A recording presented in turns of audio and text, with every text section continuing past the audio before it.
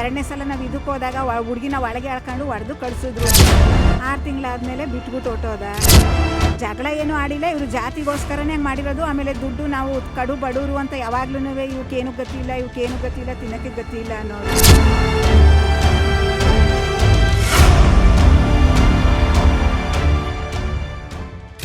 Sir ಮದುವೆ ಆಗಿ 5 ವರ್ಷ ಆಯಿತು. ಅವರಿಬ್ಬರು ಗೌರ್ಮೆಂಟ್ ಮದುವೆ ಮಾಡ್ಕೊಂಡ್ರು.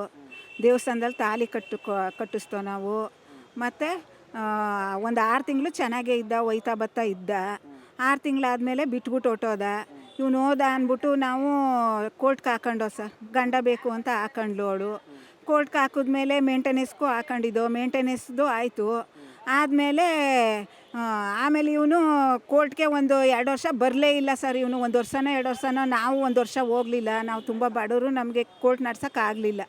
ನಾವು 1 ವರ್ಷ ಗ್ಯಾಪು ಬಿಟ್ಬಿಟ್ಟು ಆಮೇಲೆ ಮತ್ತೆ ನಾವು ತಿರ್ಗಾ ಹೋಗಿ ಕೇಸ್ ಹಾಕ್ಕೊಂಡು ನಾವು ಅದೇಂಥದ್ದು ಸೆಮಿಸ್ ಏನೋ ಅಂತಾರಲ್ಲ ಸರ್, ಆ ಕೇಸ್ಗೆ ಹಾಕ್ಕೊಂಡು ಅದೇ ಮೇಂಟೆನೆನ್ಸ್ ಇದಕ್ಕೆ. ಆಮೇಲೆ ಸರಿ ಅಂದ್ಬಿಟ್ಟು ಈಗ ಬಂದಿರೋ ಜಡ್ಜು ಅವರು ಇವನಿಗೆ ಇದಾಕಿದ್ರು ಸರ್.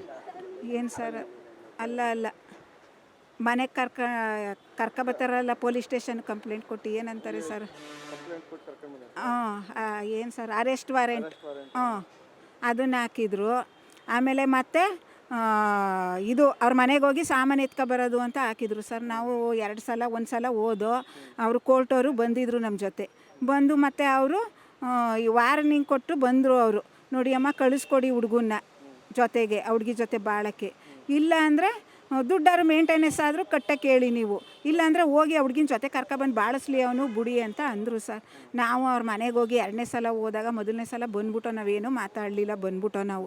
2ನೇ ಸಲ ಹೋದಾಗ ಇದು ಒಂದು TV, ಒಂದು ಚೇರು, ಒಂದು ಟೇಬಲು ಎತ್ಕೊಬಂದೋ. ಅಲ್ಲಿಂದ ಸಾಮಾನು ಎತ್ಕೊಬರ್ಬೇಕಾಗಿತ್ತಲ್ಲ ಸರ್, ಎತ್ಕೊಬಂದೋ.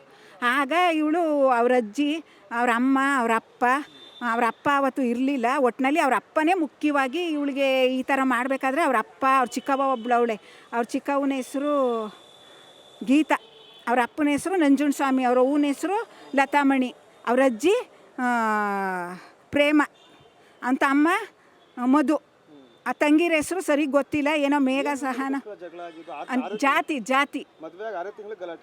ಜಾತಿ ನಾವು ನಾಯಕರು, ಅವರು ಲಿಂಗಾಯತರು ಸರ್. ಜಾತಿಗೋಸ್ಕರ ಅವನು ಚೆನ್ನಾಗೇ ಇದ್ದ. ಅವನು ಏನು ಮೆಸೇಜ್ ಕಳ್ಸೋನೆ ಅದೆಲ್ಲ ಪ್ರೂಫು ನಮ್ಮ ಹತ್ರ ಐತೆ. ಬಾಳ್ಸೋಕ್ಕಿಲ್ಲ ಅಂತಲೇ ಅನ್ಲು. ಅವ್ರ ಅಜ್ಜಿ ಹೊಡೆದು ಕಳಿಸಿದ್ಲು 1 ಸಲ. 2ನೇ ಸಲ ನಾವು ಇದಕ್ಕೆ ಹೋದಾಗ ಹುಡುಗಿನ ಒಳಗೆ ಎಳ್ಕೊಂಡು ಹೊಡೆದು ಕಳಿಸಿದ್ರು. ಕೋರ್ಟ್ನವರು ಇದ್ದರು. ಒಟ್ಟಿನಲ್ಲಿ ಇವಳು ಹೊಡೆದ್ರೇನೋ ಅದೇನೋ, ನಾನು ಒಳಕ್ಕೆ ಹೋಗಲಿಲ್ಲ ಸರ್. ನಾನು ಹುಡುಗಿಗೆ ಮಾತ್ರ ಚೆನ್ನಾಗಿ ಹೊಡೆದು ಕಳಿಸಿದ್ರು ಈಚೆಗೆ. ಆಮೇಲೆ ನಾವು ಕೋರ್ಟಿಗೆ ಬಂದಮೇಲೆ ಇವನು ಕರ್ಕೊಂಡು ಹೋಗ್ತೀನಿ ಅಂದ್ಬಿಟ್ಟು ಬಂದು ನಾನು ಮೆಸೇಜು ಮಾಡೋನೆ, ನಾನು ನಿನ್ನ ಕರ್ಕೊಂಡು ಹೋಗ್ತೀನಿ, 2 ಲಕ್ಷನೂ ಕಟ್ತೀನಿ. ಇವಳು ಅಂದ್ಲು, ನಮ್ಮ ಅಮ್ಮಂಗೆ ನೋಡ್ಕೊಳ್ಳೋರು ಯಾರು ಇಲ್ಲ, ನಮ್ಮ ಅಣ್ಣ ಇಲ್ಲ, ನಮ್ಮ ಅಪ್ಪ ಇಲ್ಲ, ನನಗೆ ದುಡ್ಡು ಕಟ್ಬಿಟ್ಟು ನಮ್ಮ ಅಮ್ಮಂಗೆ ನಾನು ಕೊಡ್ತೀನಿ, ನೀನು ಕರ್ಕೊಂಡು ಹೋಗು, ನಾನು ದುಡಿಯೋಕೆ ಹೋಗ್ತೀನಿ.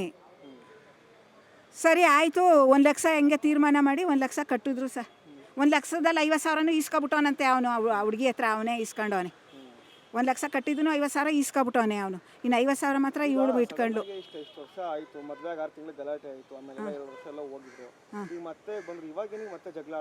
ಜಗಳ ಏನೂ ಆಡಿಲ್ಲ ಸರ್. ಅವನು ಜಗಳ ಏನೂ ಆಡಿಲ್ಲ, ಇವರು ಜಾತಿಗೋಸ್ಕರನೇ ಹಂಗೆ ಮಾಡಿರೋದು. ಆಮೇಲೆ ದುಡ್ಡು ನಾವು ಕಡು ಬಡವರು ಅಂತ ಯಾವಾಗ್ಲೂ ಇವಕ್ಕೇನು ಗತಿ ಇಲ್ಲ, ತಿನ್ನೋಕ್ಕೆ ಗತಿ ಇಲ್ಲ ಅನ್ನೋರು.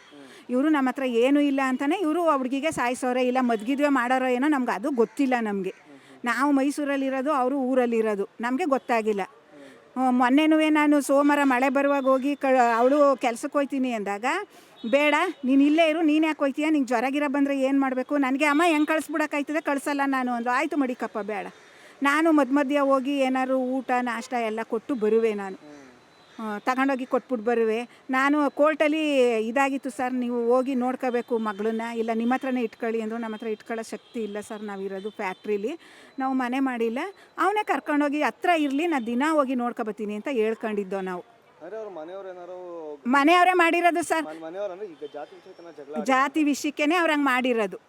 ಜಾತಿಗೇ ಅವರು, ನಾವು ನಾಯಕರು, ಅವ್ರು ಇದು ಅಂತಲೇ ಹಂಗೆ ಮಾಡಿರೋದು. ಮತ್ತು ಮದ್ಗಿದ್ವೆ ಮಾಡೋರೋ ಏನೋ ಗೊತ್ತಿಲ್ಲ ನಮಗೆ, ಮಾಡೋರೋ ಏನೋ ಗೊತ್ತಿಲ್ಲ. ಇವ್ನು ಮಾಡ್ಕೊಳ್ದೆ ಇದ್ಮೇಲೆ ಅವನು ಏನೇನೋ ಹುಡುಗಿಗೆ ಮೆಸೇಜ್ ಮಾಡೋನೆ, ಅದೆಲ್ಲ ಪ್ರೂಫು ನನ್ನ ಹತ್ರ ಐತೆ, ನಾನು ಕೊಡ್ತೀನಿ. ನಾನು ಏನಾಗಬೇಕು ಅಂತ ಕೇಳ್ತೀರಾ? ಅವ್ನಿಗೆ ಶಿಕ್ಷೆ ಆಗಬೇಕು, ಅವ್ನಿಗೆ ಜೀವಾವಧಿ ಶಿಕ್ಷೆ ಆಗಬೇಕು, ಅವ್ರ ಮನೆಯವ್ರಿಗೆಲ್ಲ ಜೈಲಿಗೆ ಎಳ್ಕೊಂಡೋಗಿ ಜೀವಾವಧಿ ಶಿಕ್ಷೆ ಆಗಬೇಕು ಅವ್ರ ಮನೆಯವ್ರಿಗೆ. ಮೇಯ್ನಾಗಿ ಅವ್ರ ಅಪ್ಪ, ಅವ್ರ ಅವ್ವ, ಅವ್ರ ಚಿಕ್ಕವ್ವ ಮತ್ತು ಅವ್ರ ಚಿಕ್ಕಪ್ಪ, ಅವ್ರ ಅಜ್ಜಿ, ಅವ್ರ ತಮ್ಮ ಎಲ್ಲರಿಗೂ ಶಿಕ್ಷೆ ಆಗಬೇಕು.